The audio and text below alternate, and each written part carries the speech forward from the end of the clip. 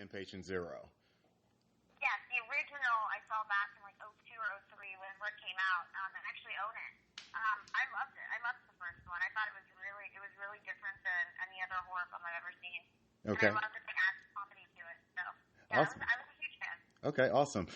And then, so obviously one of the first questions that I want to ask you is, were those your legs for the opening scene in Cabin Fever Patient Zero, or did you have a stunt double for the little tent scene? The opening scene, I'm sorry. Well, the opening scene that you guys were involved in, where Josh is in the tent and he's kind of having his way at the wedding reception.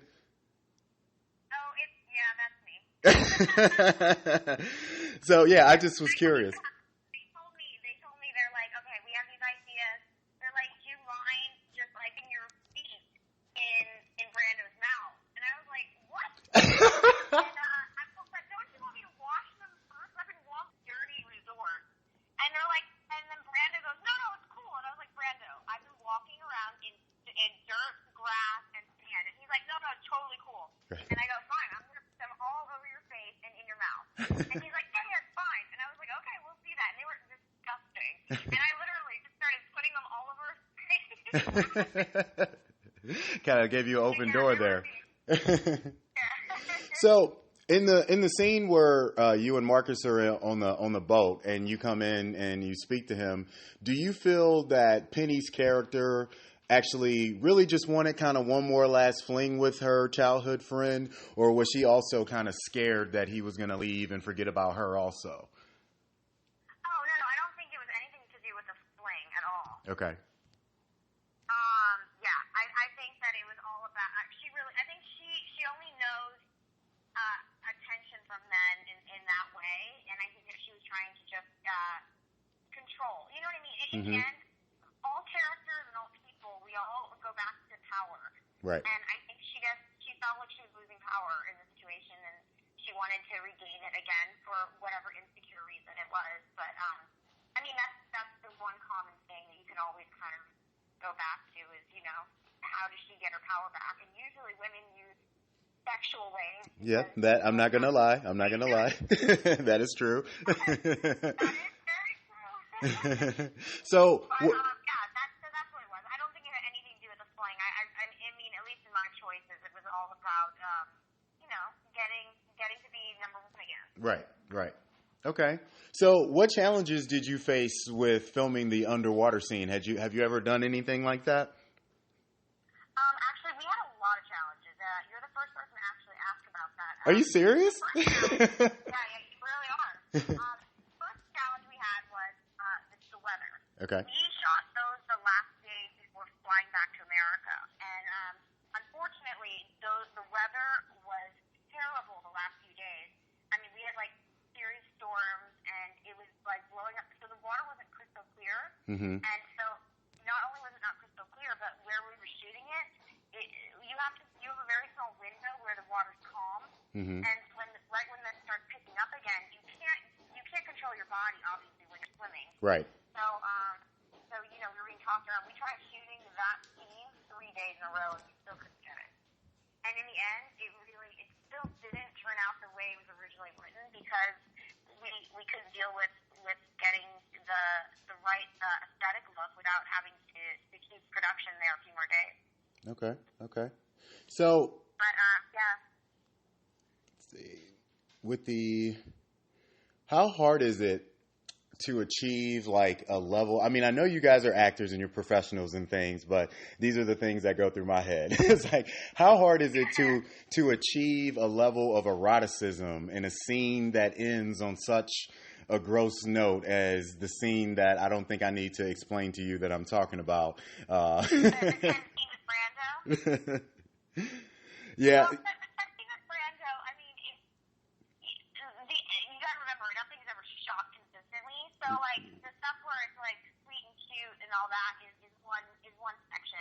And then, you know, you wire up and then you get, it's pretty much, it's a lot of wiring and like, tubes that they're going to, like, they place again later. Right. So, it's like I said, it's like two separate scenes, pretty much, that they mold together later. But, the scene, when we were actually doing it, it was, because we were Uh-huh. And in order to get the materials, like the blood and that stuff, it's syrup. It's strawberry syrup. Oh, really? So Okay. That's some old school stuff. Yeah, you actually, no one knows that either. No one's asked that. It's strawberry syrup, and so you're extremely sticky. Like literally, you're sticking. Like there's a sleeping bag, and there's some stuff around you. Everything is sticking together because you know how it works. And then also it attracts bugs. Right. So a lot of flies like get near sugar, and you reek of it, and mosquitoes love it too. So, Oh my God, this is making the scene worse and worse as you're explaining it. I know it was actually the actual filming of it is way worse than I think than if it was happening for real because it's so. Think about it. It's like 17 hours a day of like that one was of stickiness, and then the other one was of 9 hours of makeup to get the end prosthetic stuff for Right. right before she dies. Right. I mean, because that's just one of like a male's like worst nightmare in regards to sex is actually Right. performing that art during that and having that happen. Oh my God, I said that earlier because I was like, oh my God, to me a woman isn't going to be like we're going to be grossed out, but it's not going to affect us the same way a guy would. Like I Right. think it could technically, like I could see a man turning from after watching this, going, yep, you're right, I don't need women, I'm good. So once you started to have the virus take over your body and everything, how long were your makeup sessions during all that? And I would assume that they would kind of get longer as the film was progressing. 9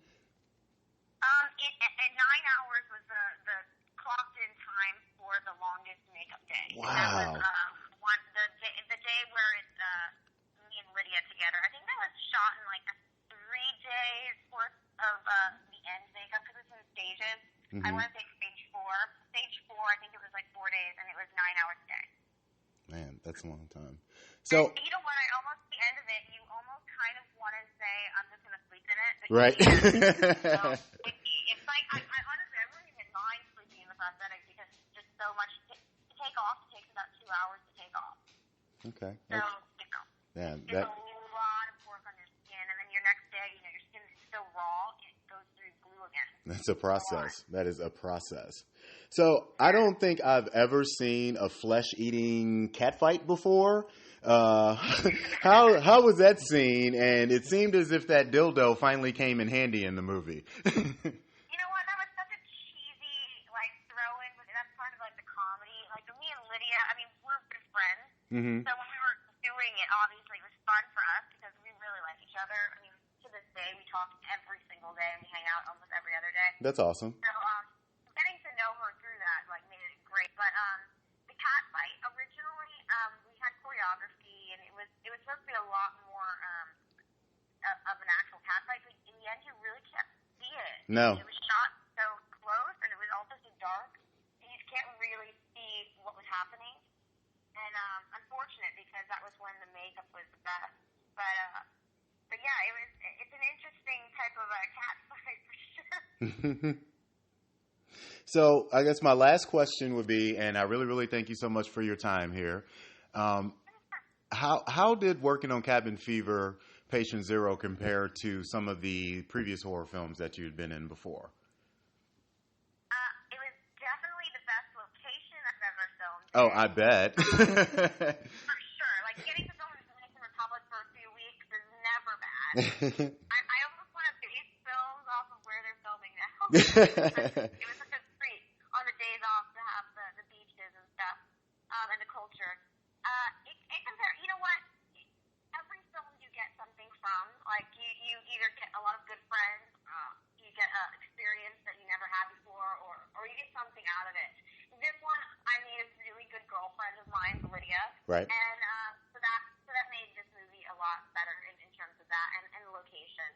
And also it made me look at prosthetic work differently because I may not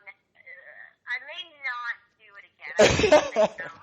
Don't want any more of those 9-hour days, huh? Well, it's not even that. It's you got to think about it. You're in a trailer standing naked with a man doing your prosthetic work to your entire body Right. for 9 hours. No cell phone because you're in a different country. There's no internet and there's no air conditioning. Oh man. And the actual prosthetic doesn't breathe. So it's one of those things. I can do it maybe one day, but to do it a few days in a row, it's Right. it's definitely a different type of challenging and you're not used to as an actor. Awesome, awesome. Well, Jillian, thank you so much again for your time. You were great in the film. One of the main things that I always look for in the Cabin Fever franchise is who's going to be that significant woman that the virus kind of takes over and courses through. And you did a great job in that role. So I really, really appreciate your time here with answering these questions.